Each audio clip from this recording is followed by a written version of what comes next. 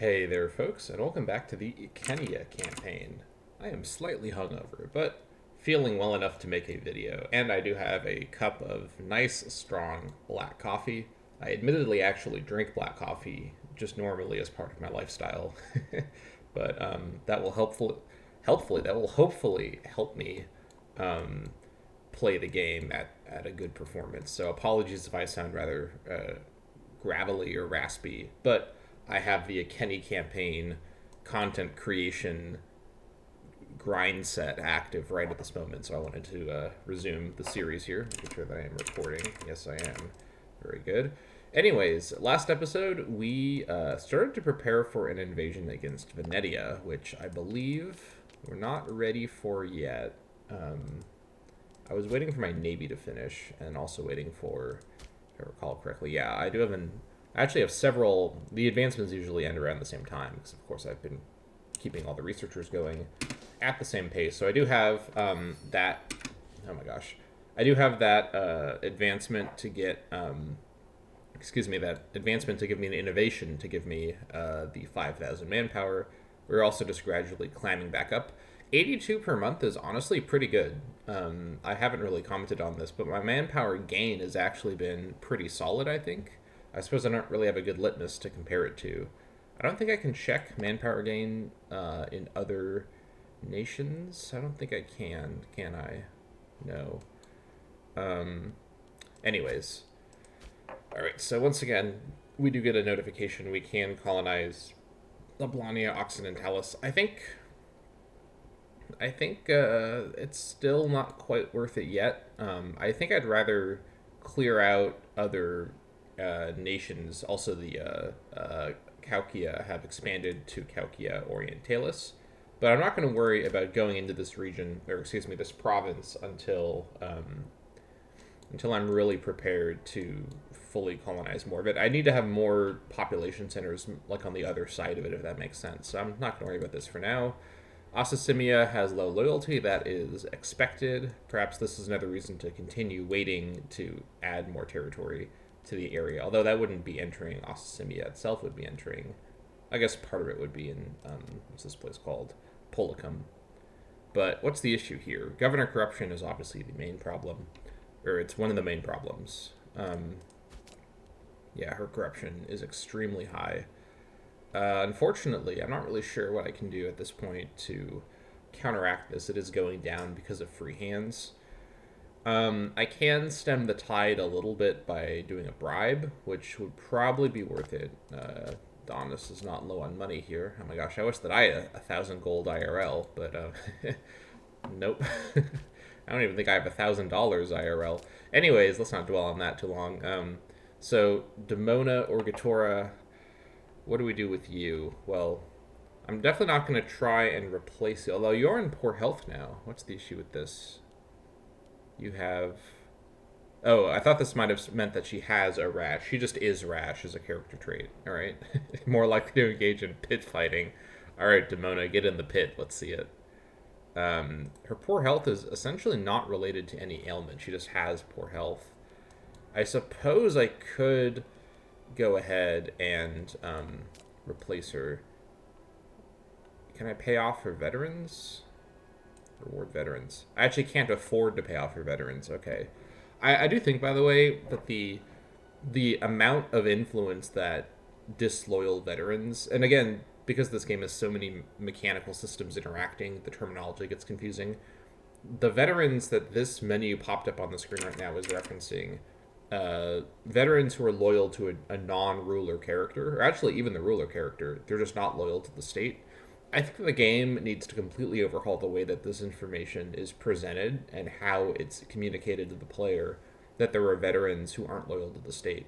At the moment, and this not to get into like a game design, little side thing, but at the moment, essentially, the game cognizes about this. The game thinks about this as a character matter. It's buried in the character, not even the character interactions menu.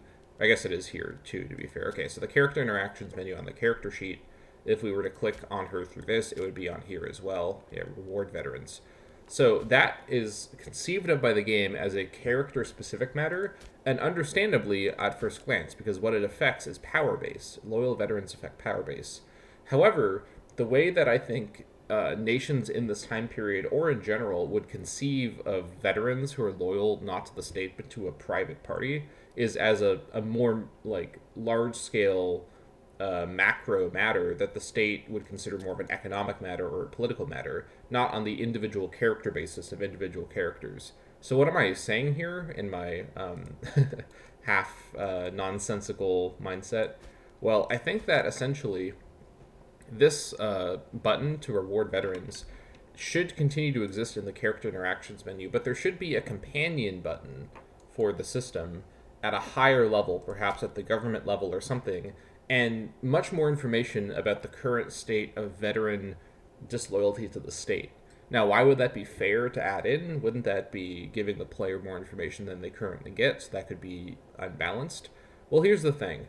Under the current system, if I had a spreadsheet open on a different monitor and I went into every character and I looked at the loyalty of veterans to that character and I calculated, I could essentially come up with that information on my own, just taking up my own time.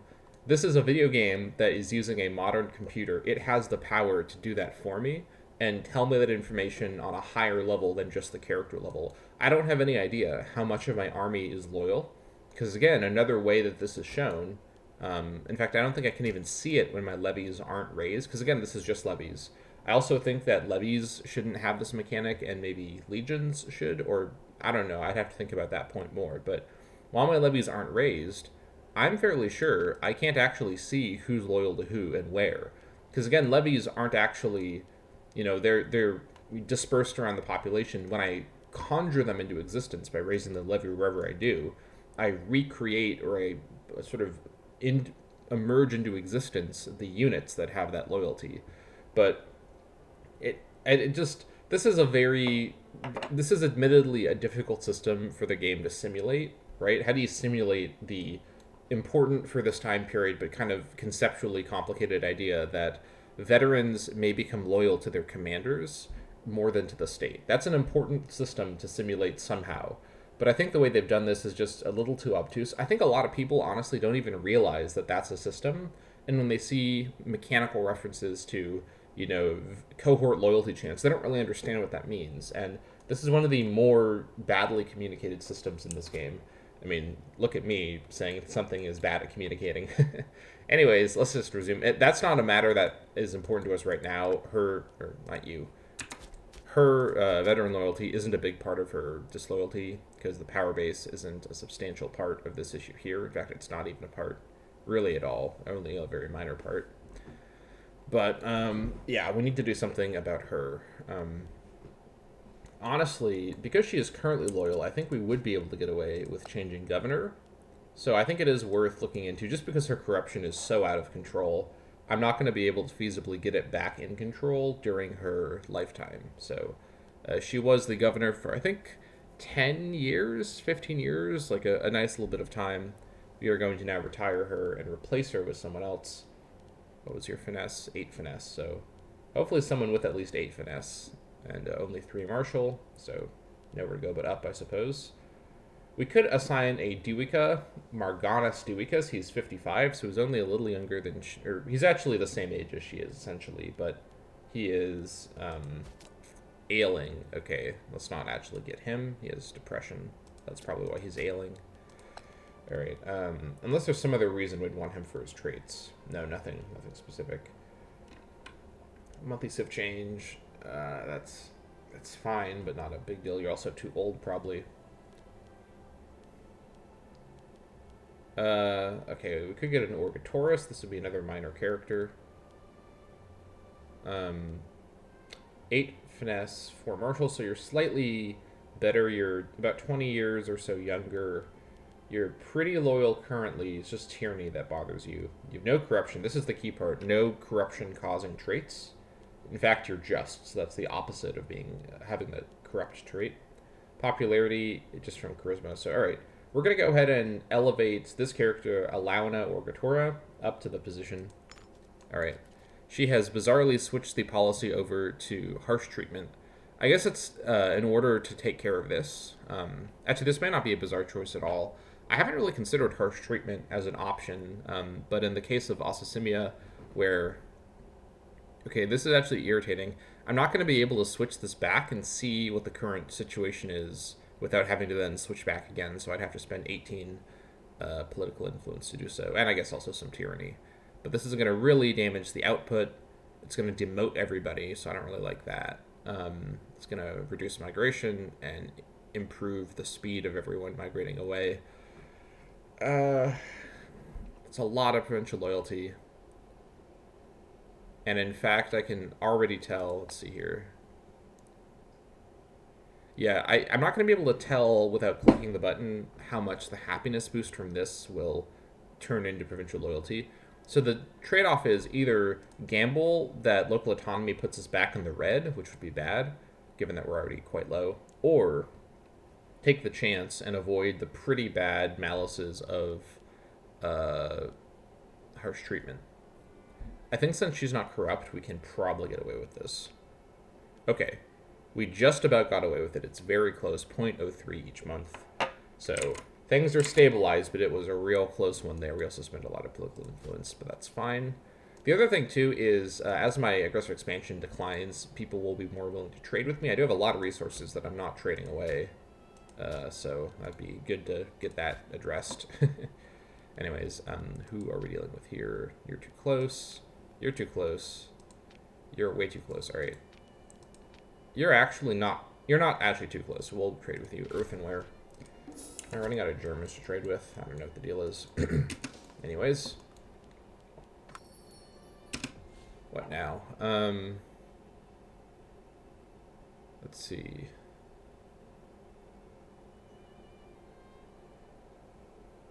%0 power base. Okay, so Demona Orgator, the former governor, is now very upset. Wait, hold on.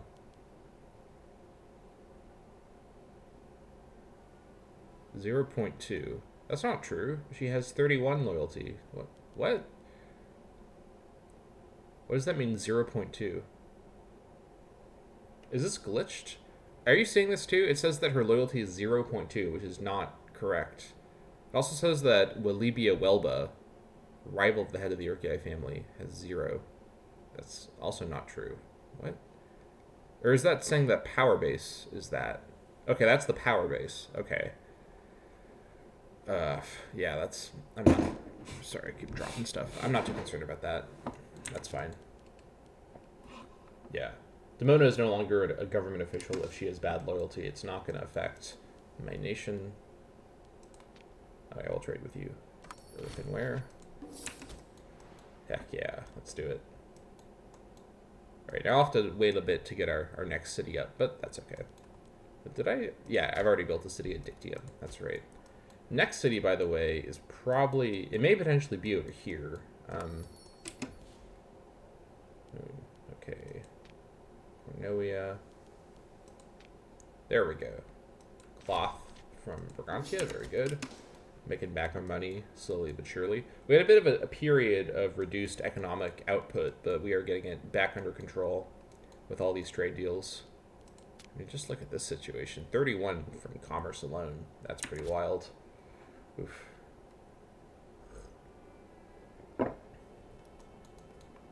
Legitimacy is looking okay. Now what we need is for Donis to just not die right now while his kid is this young. I'd be okay with a short regency, but a 5-year-old, that's going to be like 10 years or so of regency. I'm not okay with that. That would not be ideal. It'd be okay, right? Like, we just... The thing is, as long as we're not in a war when the regency were to happen, we'd be fine. But I'm planning out wars right now, so that's obviously an issue. So another reason to maybe wait a bit until we're for sure in the right position. Because another war over here in northwestern Gaul will be a big endeavor, so we've got to be careful in that regard.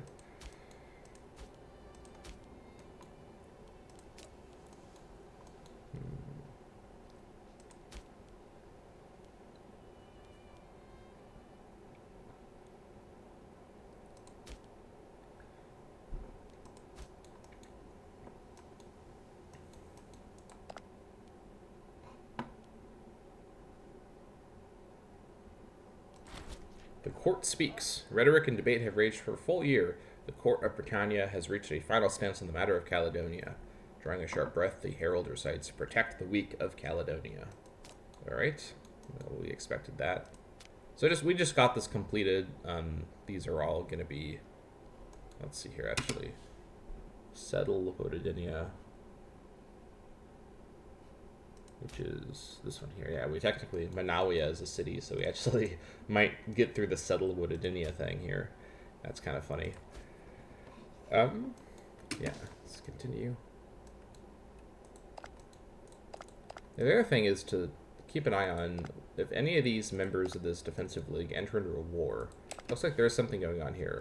The Lingonia Horde is actually occupying Pictonian land. That's interesting. But don't know how... I'm not really sure if I can capitalize on that very easily, so let's not worry too much. I just realized how much wages has really crept up.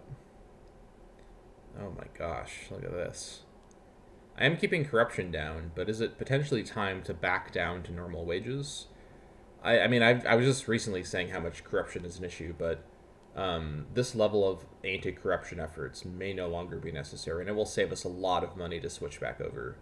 So let's see, who are the highest wage characters? I'm going to do it like this here. This is a nifty UI trick that I realized right now that I probably could have used more. But so you have 20 corruptions. That's one issue here. It's because you're crafty. Oh, geez. All right. Let's see.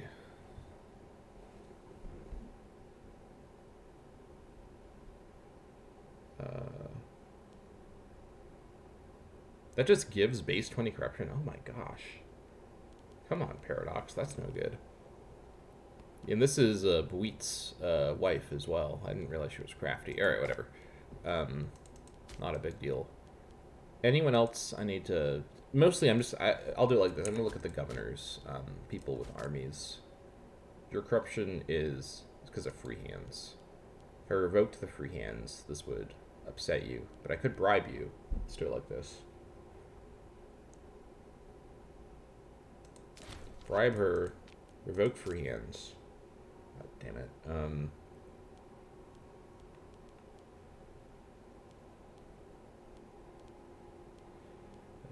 calculate that correctly. That might still be fine. As tyranny goes down, that will get better. And I guess I could pay veterans? How much would this affect her power base? Not that much. She only has 0.2 from loyal veterans. So that would really not affect her power base at all. It's fine. We'll leave it alone. And then over here, you have no corruption. Yeah, that's right. You have pretty bad... You have crafty also? Oh my gosh. Why did I give this guy the governorship? He has crafty. He also has inflammation. But that was a... I should have checked that. Now I know to check that from now on. Alright, so I'm not going to give free hands. That's probably not worth it. But I can bribe. I don't need to bribe him, though. I was not looking at loyalty. You have no... Okay, yeah, so I think we're fine to go ahead and do this. Yeah, that's...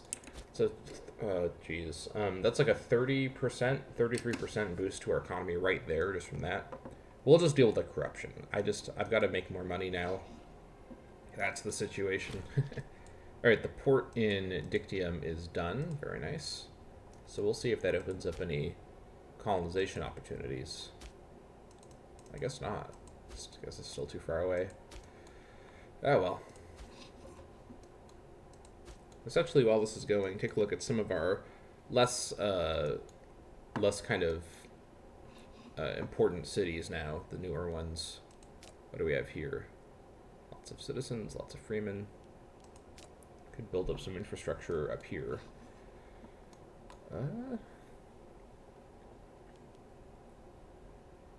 Perhaps libraries or marketplaces. We got a civic advance, nice. This is mostly Kenny though. All right. Pop capacity 1%. Global monthly food modifier 1%. All right. And I think we are gonna not play around with this. We are just gonna go straight for the triumphal coins. Is there any reason at all to not do this right now? I think not. Even if we're not going to go to war right this second, I'd still rather be making my way towards the 9k cap than to not do this. Plus, triumphs are kind of fun, and I don't normally use them unless I've already grabbed this triumphal coin's cost reduction. Otherwise, it just feels like a big waste because this is so early on. All right. The creation of high-value currency minted purely for prestige and honor should be produced whenever we hold a major triumph. As such, our glory will be known for all time. All right, there we go. 5,000 manpower and some triumph cost reduction. I don't think anything else around here is going to give me a manpower boost like that. I guess maybe there is. I haven't looked through the tree extensively, and this tree is not easy to like search through. Man, oh my gosh, can I not type? So we can at least see what affects manpower the mechanics. So this one, this might not be one we want to take. National manpower 20%.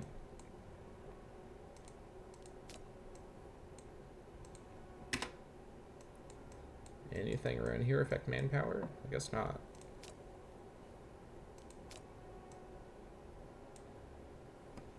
National manpower 5% and national manpower recovery speed. Ooh, this locks your mercenaries from being bribed or bought off by other players. Can the AI not do it? That's a strange wording.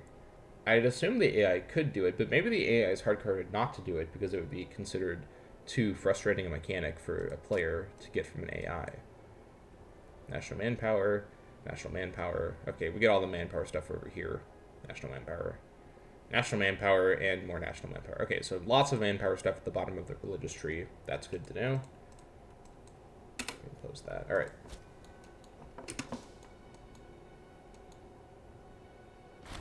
Wealthy patron. The city of Olconum has often been overlooked by the wealthy patrons of our capital. Today, however, Talorc Oconus has offered to spend a sizable quantity of his wealth on constructing a grand temple to Gabanus. He's requested our permission before he embarks upon construction. So this is some guy with a lot of money. Wow, look at that. Gosh, please, just, oh my gosh. I can't go back over to it. Get a beautiful temple in Olconum for 10 years. Happiness there. Let's see. Olconum. Local population happiness. This would boost up the nobles and the citizens. So that's pretty good. And the freemen too. And I guess the tribesmen. I could get 2 slaves in Olconum, which honestly might even be worth it because slaves are going to be... Slaves have been such a big part of establishing my trade economy, but he'd lose, that character would lose popularity and loyalty. Okay. Gain popularity, lose loyalty. I'm not gonna do that one. I think I'd rather.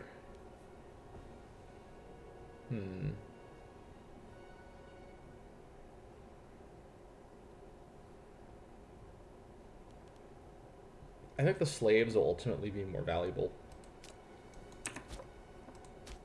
Alright. Meanwhile, let's go ahead and do some slave shifting about. So let's go over to the trade map mode. Now, I'm fairly sure with precious metals, we've already covered everything. Just making sure we're producing 2 in each. 2, 2, 2, 2, 2. Yep, alright. Now, what's the next most valuable? Maybe cloth? Oh, wait, we can't mine cloth, though. I need to do a mining resource, ideally. Base metals, maybe. Yeah, they're all going to be over here. So let's go ahead and get some... Yeah, we already have 8 up here. Let's go ahead and start building... We already have a mine here. Okay, so let's start moving some people in. What do we need here? We need 12 slave pops to produce an extra 1 base metal. That's fine. Let's start shifting some slaves over with pops. What do we have here? Wood. I don't need slaves for the wood.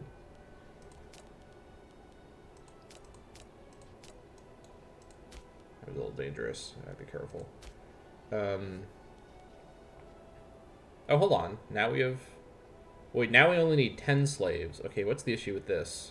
It literally switched as I was doing it. Okay. Again, I still don't understand how this number is calculated. I don't know. Switch back over to trade goods. Base metals down here. There's a lot of base metals. All right, we'll start over with Corona. Oh, that's an auspicious name for a location. All right. It pops from.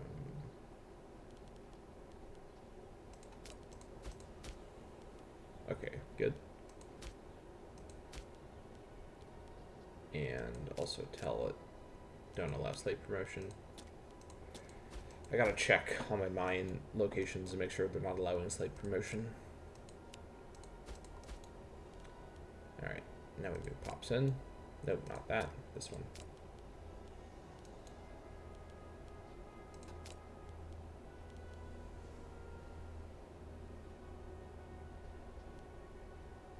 There's a lot of slaves in Canoium. Alright, there we go. Now up here at Levo Brinta, I actually built mines here already for that mission I did a long time ago, so should be fine here. Turn that off. Move pops in from Canoium, it looks like. And Viraconium. Unless I want to build a... I don't think I need food there, though, so that should be fine. The thing is, like, I don't need food in this area. We have plenty of food. We're not having any food problems. Only once we have much, much bigger populations will the food mechanic really play any serious role. Anyways, continue moving pops in. There we go. So that should have generated 3 more units of base metal that we could trade. We'll see. Okay, here we go. That's what I was expecting to see. Not you. You're far enough away. Carthage. Hello, Carthage. I haven't talked to you in a while. So Carthage wants to trade with me again. That's a nice change. For a while, they didn't seem particularly into trading with me. But I'm liking the sound of that. They don't like my aggressive expansion. Okay. They like my mercantile stance. It's always possible that I will just fight Carthage instead of befriending them, given that Rome is still quite far away. What's going on here? Rome is being occupied by Lingonia? Really? What is going on here? They're fighting Lingonia and Subria. Okay, they're fighting basically the Cisalpine Gauls. And they're losing? What? That's a little strange. What is Rome doing? Where's their legions at? Where are their legions? How are they losing against the Gauls? What? That's a bit bizarre. I think there's something weird going on inside Rome right now. But, oh man, if I was in position, this might be the moment to do a tactical strike on Latium. But, oh well.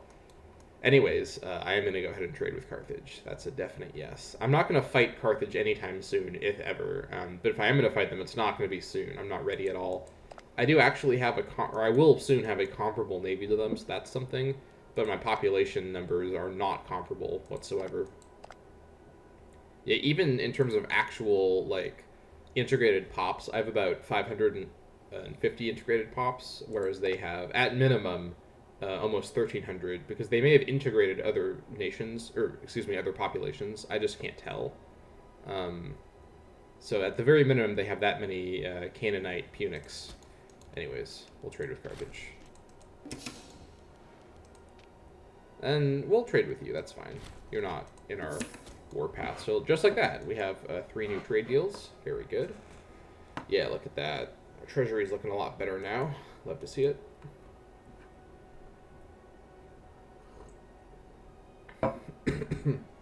Sorry for a slightly lower, oh my gosh, energy video here, but yeah, we've had a couple high energy entries recently, so now it's just a matter of kind of getting things cleaned up, getting things into position.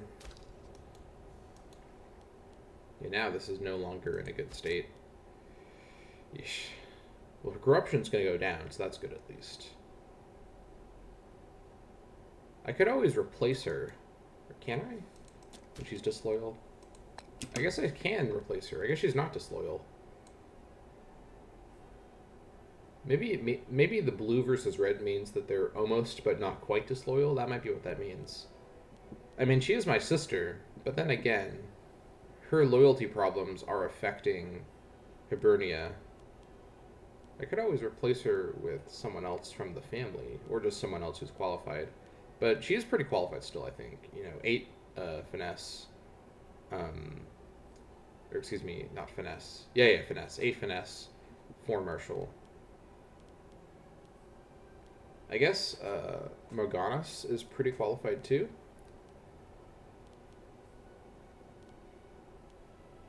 Let's not do anything too drastic. She's not causing trouble. Let's not worry too much. Actually, maybe we should worry too much. This really rich guy is supporting her for the pretender support. Okay. What's the issue here? He's also a foreign citizen. He's a Trinowantian. Really? I didn't think there were still Trinowantians. Interesting. Anyways, let's not worry about that too much. Let's just chug along here.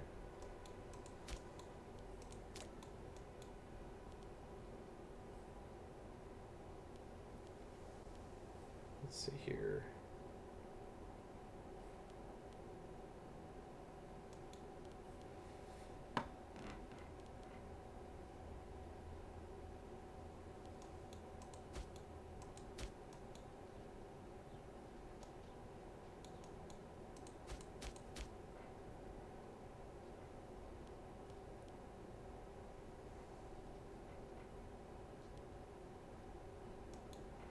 Sorry for the silence. I'm just thinking over what I'm wanting to do infrastructure-wise. Well, what I want to do infrastructure-wise is actually build a city. I forgot to do that a few months ago. That's fine. Where's our next city location going to be? I guess we don't have to do it, but I want to do it. After so long in the series being denied the ability to build cities, I'm in a city building spree now. Well, we do have our back line, or Upper Britannia targets. Gabanium is not high on the list. It's a plains settlement. It's just the best of all the bad terrain over here in Demedia. Canoium's a little better because it's coastal, but it's still not the best. Although it may be in a good location for grander strategy purposes. Mamukium is a fairly good location. It's farmland. It's not coastal, though. Or I could do Petuaria, which is also not a great location. I guess because these are fortified, I don't... Yeah. I think, alternatively, I could come down here and do something around here. I could do Wargium or Matrianakia. This would be a pretty bold city to found. Well, also, I didn't actually... That was a mistake. Let's go ahead and get this fixed. I could also build a fort here. This would be a really important fortification location. I think what I'll do is I'm going to... Can I build a fort and then also turn it into a city? Let's find out. I think I can, can't I? But this wouldn't be a good city to build right now. Alright, this will be a future city, but let's build a fort here for sure. Because I think I will keep this as the capital in Armorica. It's really central. 1, 2, 3, 4, 5, 6. It's not coastal, admittedly. But again, I don't need it to be coastal. And it is farmland. There's not a coastal farmland or coastal plains on a river, so this is a pretty good location. Similar reasons that Wargium is staying the provincial capital. So we're just going to fortify that. And since we're going to fortify this, and I'm not going to do the war before this fort is finished, I guess I could destroy the fort in Sulis. I guess I don't need to, or can I? Yeah, I still can't, because this still isn't loyal, so never mind. But, so I guess I can't destroy buildings, but I can build? Oh yeah, because this is a different province. My mistake. Never mind.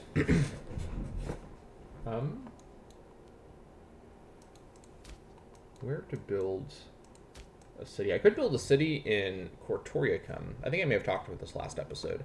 This would be a pretty aggressive city build, but it already has a very big population. Admittedly, not a population... I guess I colonized it, so it does have a Kenny here. I guess since it's about to be fortified, and this is an important future location to have a port, I think I will go ahead and... Oh, I can't because it's constructing the fort. Okay. That's fine then. In that case, we'll wait. And I think in that case, I won't start there. I'm going to start up here instead. I I think I'm going to start with Canoium. Now that I'm investing up here in Ordowicia, and I did want to do finally some more investment back into my less sort of focused on regions of Britannia. So let's go ahead and turn Canoium into a city finally. It's not going to be a very big city, but we'll give it a port. It'll start to attract more population. It will eventually come into its own right. And with that, we're going to go ahead and call this episode for here. Sorry for a slightly lower energy, lower impact episode, but we did some important infrastructure stuff and continued to plan ahead for our future military actions. Our fleet is further along in its construction. It will just take a couple years to build up that third fleet. That is inevitable. But we did manage to do some pretty important kind of corruption management and statesmanship stuff. So thank you so much for watching, and I will see you all next time.